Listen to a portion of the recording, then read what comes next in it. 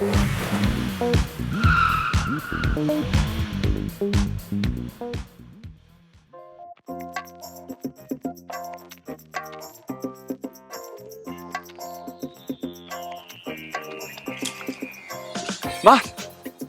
what are you doing? I thought we're doing disco sport today. We are. Oh, what are you wearing?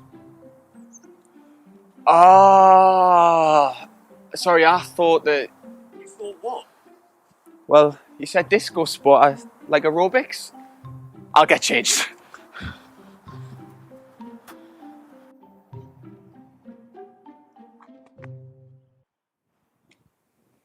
So this is the Land Rover Discovery Sport. It used to be called the Land Rover Freelander, but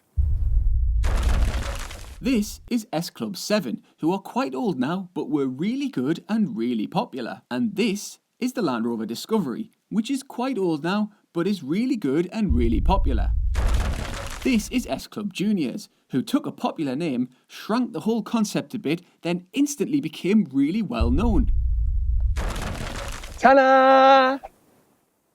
Now, whereas the last couple of Freelanders were made at a time when Land Rover was more keen to cling to its off-road roots a bit, these days the company is very happy to make posh boxes of the luxurious kind, because them's what the people wants. So the Discovery Sport here is like Land Rover sent a Freelander to the same Chelsea finishing school as the Range Rovers go to and said, come back when you're more like them. It sort of worked. Unlike Range Rovers, this too is massive. In fact, the boot there is so big that they've hidden 2 seats in it. Check this out.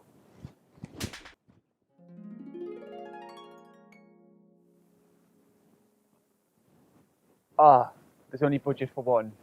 Good.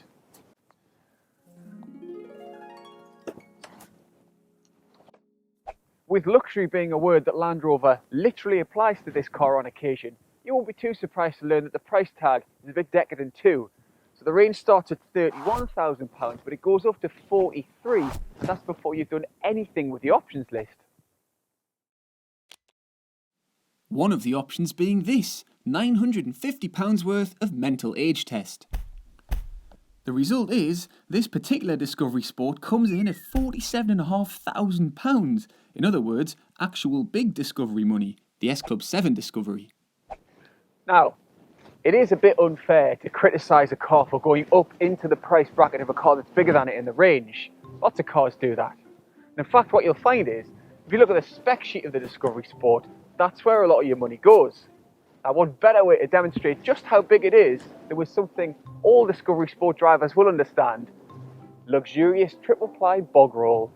Now, as you're about to see, we had this whole skit planned where I'd written the entire spec sheet of this car onto a toilet roll, then wrapped it back up again. It took ages. The idea was that we'd unfurl it across this big field here, and it would go on for miles and miles, and you would see exactly how much stuff you get with this car. Unfortunately, the wind not only devastated my hair on this particular shoot, it also knocked this entire set piece. So, as you're watching us make fools of ourselves, I will read out some of the spec sheet highlights.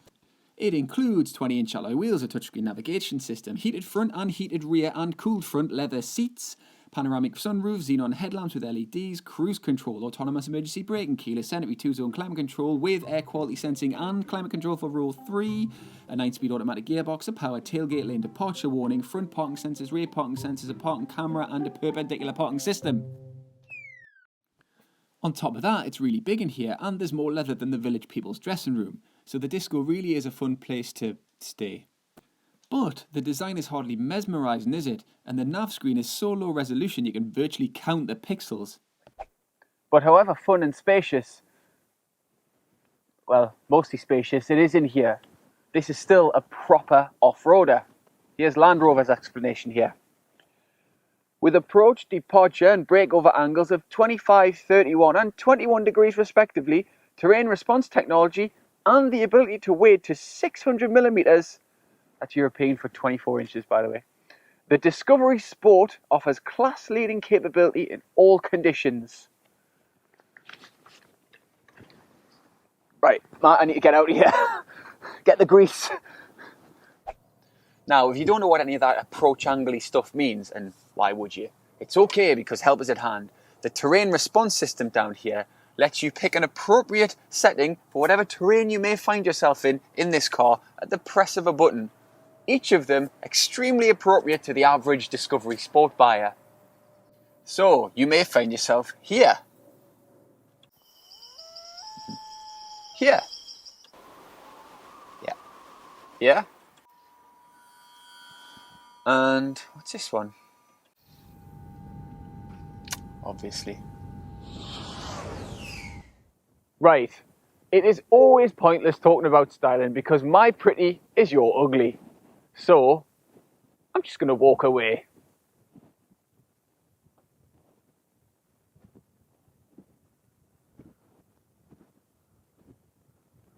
Land Rover originally launched the Discovery Sport with a 2.2 litre diesel engine, but it was a bit clattery and it wasn't very good on fuel, so they quite quickly replaced it with this. A much more efficient 2 litre diesel called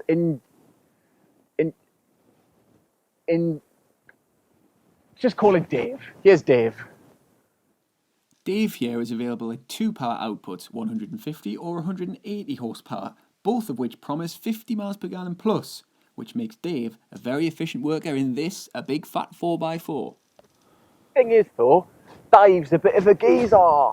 Because even though Dave does a good job and he's nice and quiet and he runs smoothly, he's actually overcharging, because our real MPG figures show that Dave here is only giving drivers 32 to 33 miles per gallon, which is miles below what Dave's promising. Ah, David, man, when will you learn? And so, finally, to the way it drives, which we've left till last because, let's be honest, it's probably the last thing you thought about too. You want this car because it looks like a Range Rover Evoque and it's bigger and it's a bit cheaper, right? Be honest. For that reason, it's probably of little concern to you that this isn't actually the most convincing driving experience of these things. It's not bad at all, it's just that sometimes it's caught uncomfortably between being a luxury 4x4 and the sport part of its name. It has quite this harsh ride quality at low speeds, and the steering's a bit firm as well, so it doesn't really feel as composed as it should do at low speeds. And if you get on the motorway, it's better, it's more relaxed.